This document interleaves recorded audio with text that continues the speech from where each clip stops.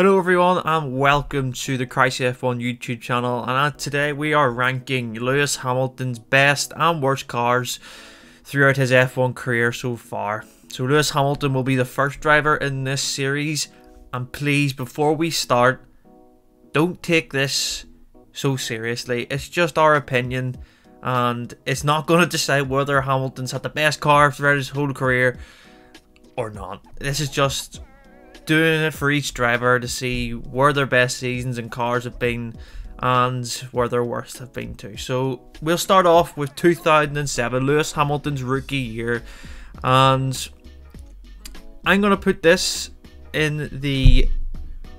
It's a tough one because Ferrari and McLaren were so good that year and they were so close, but he finished second in his rookie season and he also took 4 wins. So I'm going to put it in the best category because I think as a team, Fernando Alonso and Lewis Hamilton were the best and they had the best car that year. It's just they were beaten by Kimi Raikkonen. But if you put Raikkonen Massa versus Hamilton Alonso just shaded that, and I think their combination that season was just, you know, it pushed each other on. For Lewis to be a rookie, to win 4 races and to come second in his first championship was good. So I'm going to put that in the best category. I think it was the best car that year. 2008. Now I'm going to put this in the good category. His first world championship, of course, but I do think the Ferrari was a better car this year. You know, you look at Hamilton, I believe, had 5 wins that year, and Massa had 5 or 6, I think it was 6. So he won more, and plus Kimi Raikkonen was better than Heikki Kovalainen. So yeah, I'm going to put the 2008 championship winning car for Hamilton in the good category. I think it wasn't the best car that year, but I think Lewis was the best driver, because on certain occasions he just blew the field away. 2009, this is not a hard one at all. It goes in the worst category. It's probably the worst looking McLaren I've ever seen. Some people like this car. I think it's horrific. And although Lewis did win races still in that, he won 2 around Hungary and Singapore. So yeah, he did have an okay season, but from where he was the year before, it was definitely the worst car. 2010, it didn't win the championship, this car, but Button and Hamilton were so competitive. But compared to the Ferrari and the Red Bull, I think it goes in the underrated category. I think it's an underrated car. It certainly was the fastest car in a straight line, but it was a car that it had mixed results at certain points of the year and didn't always deliver when it should have, even though Hamilton was still effectively with a chance of winning the title in 2010 at the last round. It was an outsider. I'm going to go underrated. I think it's a good car, but it's not as... It should have been better, if that makes sense, in certain races. And then we have 2011. I think it's, again, another underrated car, but for Hamilton's side, maybe not so much. He struggled a lot this year with collisions, you know, with Felipe Massa. There was a lot of that. Jenson Button beat him that year, but Button proved it was a good car. And I think that in Hamilton's eyes, he should have done better that there, but I think, you know, overall, it's underrated. It was second to Sebastian Vettel in the championship with Button. So yeah, that goes in there. 2012, I think it was a really good car. People are like, why is this higher than the 2010? But I think this car, in 2012, all the cars were so close. And I do think McLaren had the best car. It's just reliability issues on Hamilton's side really did cost him, you know, a real title fight towards the end. And of course, it is his last McLaren. But he did have some sensational wins in the 2012 car. So yeah, I think that it's going to go in the good category. So we go to his first Mercedes.